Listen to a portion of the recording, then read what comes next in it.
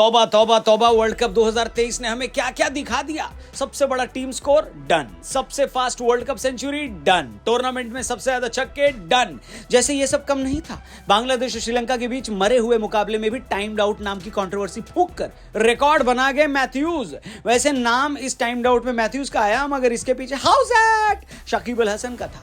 कमाल की कंट्रोवर्सी हो गई। बाबा अंपायर कह रहा था मैथ्यूज लेट था, मैथ्यूज कहता है अरे बाबा मेरा हेलमेट का स्ट्रैप टूट गया था। शकीब कहता है तो मैं क्या करूं बेन स्टोक्स। लंबी बहस के बाद मैथ्यूज को नियम के आधार पर आउट दिया गया और ऐसा होने के साथ ही एक मरे हुए मैच में लोगों का इंटरेस्ट जाग उठा। वैसे इस मरे हुए मुकाबले से पहले श्रीलंका के कप्तान का एक बड़ा ही मरा हुआ सा स्टेटमेंट भी बड़ा वायरल हुआ, उसके बारे में भी आज की वीडियो में बताएंगे। अगर कोई आपसे कहे कि 2 शब्द विराट के रिकॉर्ड शतक पर कहिए तो आप कितने शब्द कहेंगे? मुझे पक्का यकीन है कि आपके शब्द कम पड़ जाएंगे विराट की तारीफ में, क्योंकि हमारे किंग कोहली हैं ही ऐसी चीज। दुनिया के हर कोने से तारीफों की रेल चल पड़ी तब से जब से कोहली ने छू लिया 49 रिकॉर्ड शतक का आंकड़ा। पर इसी बीच दुनिया के एक कोने से रोने की आवाज आने लगी। क्यों, बताते हैं आपको, पहले इंट्रो तो देते हैं। नमस्ते, जय हिंद, क्रिको देख रहे हैं आप, मैं हूं रौनक। स्वागत। रौनक तो भैया पूरे हिंदुस्तान में है, क्योंकि एक तो भारत दंदनाते हुए सेमीफाइनल में पहुंच गया और दूसरा इस वक्त समय भी हमारे त्योहारों का चल रहा है।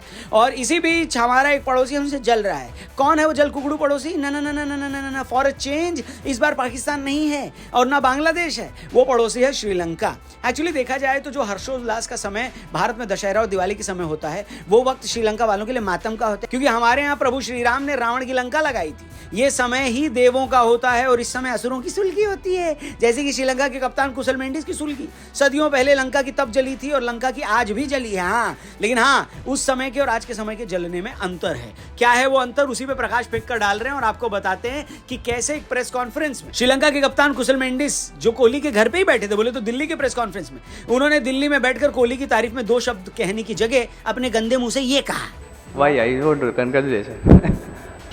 जी हाँ, टीम इंडिया ने श्रीलंका को वर्ल्ड कप 2023 के लीग मैच में 55 रनों पर ऑल आउट करके बुरी तरह हराया। शायद इसी हार से बेचारे लंका वाले आगे बढ़ नहीं पाए। तभी तो लंका के कप्तान कुशल मेंडिस ने विराट कोहली के शतक पर ऐसा रिएक्शन दिया, वाई आई वोट कंग्रेचुलेशन। मैं क्यों बधाई दूं?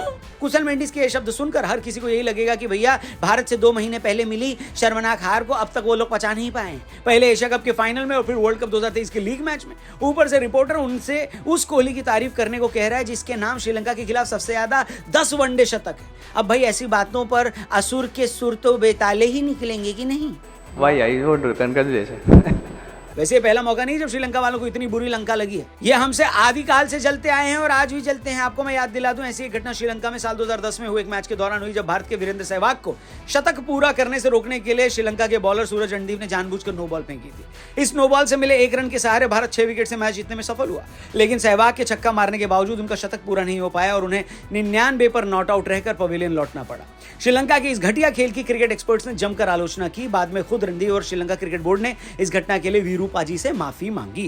दुनिया का हर खेल खिलाड़ी से चलता है और दुनिया का हर खिलाड़ी स्पोर्ट्समैन स्पिरिट से, मगर श्रीलंका वाले तब भी ऐसे थे और आज भी वैसे ही है। और देखो उनके साथ सेम चीज बांग्लादेश ने कर डाली। खैर ये कंट्रोवर्सी लंबी चलेगी और इसके बारे में आगे भी बहुत डिस्कशन होगा, लेकिन फिलहाल आज के मैच की फैंटेसी टीम का डिस्कशन करते हैं अपने अतिशय से। अतिशय जल्दी बताओ क्या हालचाल रौनक भाई के? तो बनाते हैं भैया ऑस्ट्रेलिया वर्सेस अफगानिस्तान की टीम। बट कोई भी टीम बनाने से पहले मैं आपको हमेशा 2-3 चीजें बताता हूं। देखो यार, गिवन डे पे कोई भी टीम चल सकती है, कोई भी प्लेयर चल सकता है। तो कहने का मतलब ये है कि जो भी मैं आपको अभी टीम बताऊंगा वो स्ट्रैटेजी, एनालिसिस, पास्ट परफॉर्मेंसेस, बहुत सारे फैक्टर्स को देखते हुए टीम बनाई गई है, टीम सोची गई है। अगर आप चाहें तो इक्के दुक्के चेंजेस कर सकते हो, या चाहो तो अपनी भी एडिशनल 1-2 टीम्स बना सकते हो। एंड कंसीडरिंग जिस तरीके से अफगानिस्तान खेलती है, आई थिंक आपको एक अफगानिस्तान सेंट्रिक टीम बनानी चाहिए, क्योंकि मेरी वाली जो टीम है उसमें ऑस्ट्रेलिया के ज्यादा प्लेयर्स होने वाले हैं। मैं पहले ही बता रहा हूं वो क्यों होने वाले हैं, आओ उसकी बात कर लेते हैं। सबसे पहला फैक्टर रहता है कोई भी टीम बनाने के लिए पिच क्या कहती है भैया वहां की। तो आंकड़े के मुंबई में आज का मैच होने वाला है और यहाँ के आंकड़े बताते हैं कि ये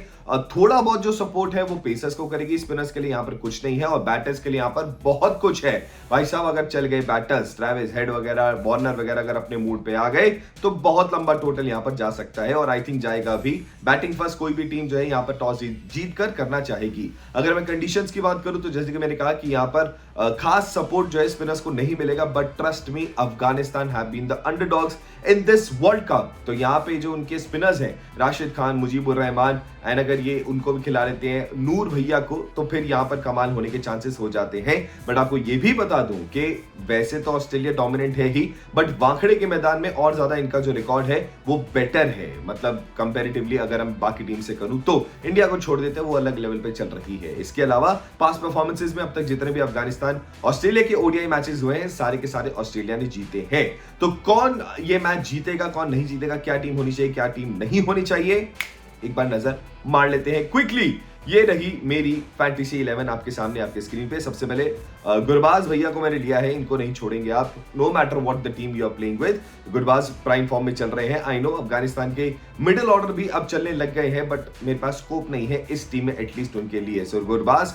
बैटर्स की अगर मैं बात करूं तो डेविड वार्नर जो कि मेरे वाइस कैप्टन भी रहने वाले हैं, and I think he will be a very important player in the Australian lineup considering this match. Steve Smith रहेंगे, ट्रेविस हेड रहेंगे मेरे कप्तान। जैसे कि मैंने बताया वानखेड़े का है मैदान, और अगर ये चल गया मेरी जान तो ऑस्ट्रेलिया ये हो जाएंगे जीत महान।